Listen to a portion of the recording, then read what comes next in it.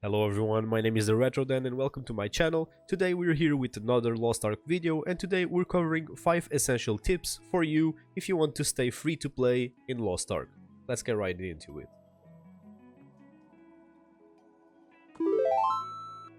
First of all, if you want more gaming content and Lost Ark content, feel free to subscribe to the channel because we will have more videos coming in the future. So if you like everything gaming and you want to see more videos, subscribe, leave a like, it helps me a lot, and let's get right into the tips. And first of all, I'm here in my stronghold because we're starting the tips with a tip from our stronghold. So you can get into the management of the stronghold by pressing Ctrl 1, and here in the lab you can see there are a ton of upgrades you can do. And there's also the station. As you can see, missions you can send out your sailors in, and you can get rewards from each one of them. Right here to the right of the missions and the upgrades on the lab, right here, you can see that they're timed. They take everywhere from minutes to hours or even days to complete. And my first tip is that you need to schedule your stronghold upgrades in accordance to when you're going to be playing. Let's imagine you want to go to sleep right now, you're tired of playing and you want to put something upgrading before you go to sleep. And this should be obvious. Of course you won't put something that's like 59 minutes upgrading, because once it stops upgrading you're already losing your time, because those other 7 hours that you'll be sleeping, or more, depends on how much you sleep, will be wasted, because you could be upgrading something that takes even more time. So let's say you go to sleep for like 8 hours, imagine you need to choose like an upgrade that takes a lot more time. And for example, this 3 hours and 58 would be more worth it, because you would wake up in 6 to 7 hours and you would have done a longer upgrade. And maybe when you're playing and awake, you can maybe send a mission that's like 59 minutes or 40 minutes that you can refresh because you're still awake. Same goes for the missions at the station. You're not going to put a mission on autopilot for like 4 hours if you're going to be out for 8. You put on an 8-hour mission, because that will be completed once you come back, and you can start another one the second you log into the game. For the second tip, you want to see that we're here in Verncastle. This is one of your main hubs where you'll be doing most of the things you need to be doing daily, like Guardian raids here or Chaos dungeons here. And if I go into them, you can see there's this bar right here that fills up from 8 to 100. And it's a rest bonus, just like in other MMOs like WoW or Final Fantasy. When you're in the main area or when you're in a rest zone, you get more experience once you come back to playing. In Lost Ark there's a similar system in which you can stack up to 5 days of rewards of Chaos dungeons and Guardian raids and everything, and then you can come back and use those bonuses up until 5 days. So if you don't want to play in like a period of time that's like 5 days, when you come back and do all your Chaos dungeons and everything, you will have double the rewards, and you won't be missing out on a lot if you want to stop for a few days, maybe take a break from the game. The same goes for Una's tasks, which are the daily missions you unlock once you get to North Vern, or the Verncastle, which you also should be doing, and do the ones, let's use this as a bonus tip, use the ones that give you Harmony Leapstones, because these are materials you need for every piece you want to upgrade. So basically this tip is, don't force yourself to play every day if you don't want to. It's a game, it's supposed to be fun, and you won't lose a lot of things because the game has systems to protect you if you want to take a break for a couple days and still get a lot of loot. So for my next tip, I'm here in a different location, and that's for a reason. That's because I'm talking about trade skills right now.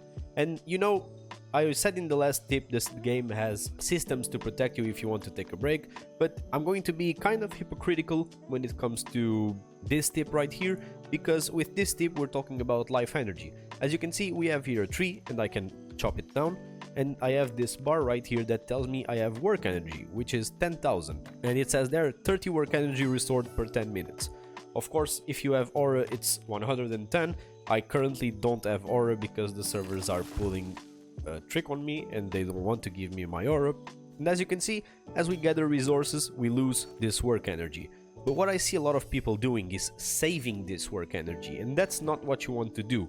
You want to use your work energy because there's no point in saving it. So if you're playing and going around, collect stuff, hunt animals, chop trees, do everything so you get resources, which will help you in our next tip, because all of these tips can help each other, because the systems really all come together when you take a good look at it.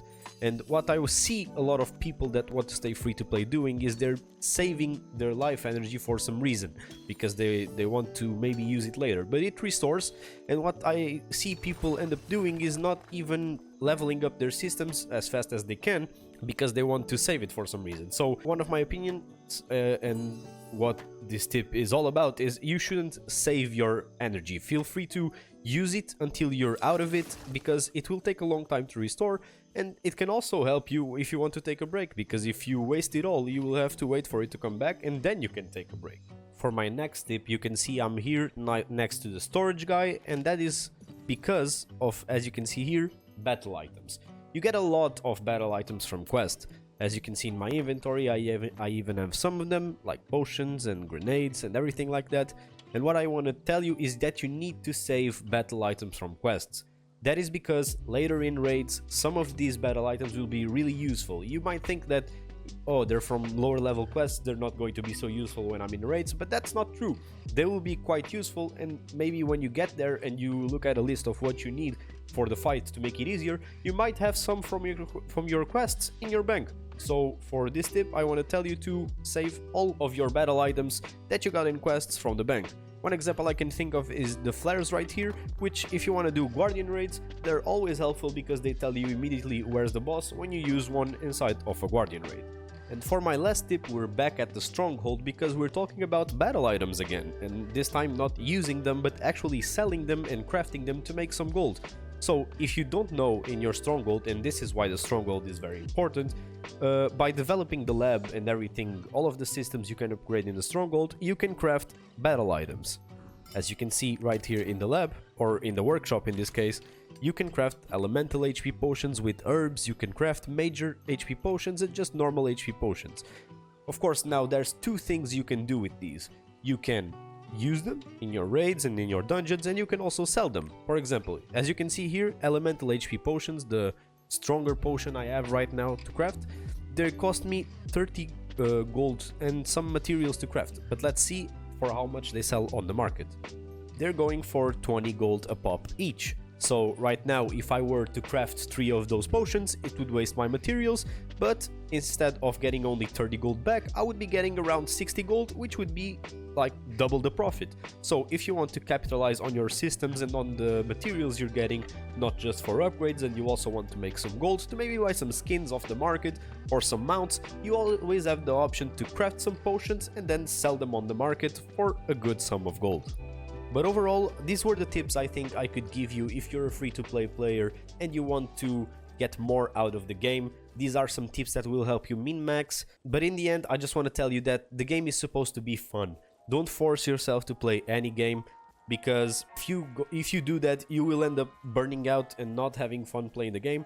I know I certainly would, because I burned myself playing a lot of games, and then it's worse for me because later when I come back I regret ever burning out on the game and not just winging it and having fun. If you enjoyed this video, leave a like, it helps me a lot. We got a lot of support from our mount video in Lost Ark, and I'm almost at halfway through my monetization program. We got a lot of videos and I want to thank everyone for the support in my last video. I really enjoy doing content and it pushes me a lot that you guys are actually enjoying the content.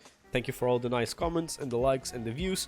So if you want to see more content like this, not just on Lost Ark but everything gaming, because we have more videos planned in the future, not just Lost Ark but other games, retro games, modern games. We also have videos planned for Elden Ring, which is coming out, live streams and more. But if you want all of that, feel free to subscribe, it helps me a lot. Other than that, this has been the Retro Den, and I'm out.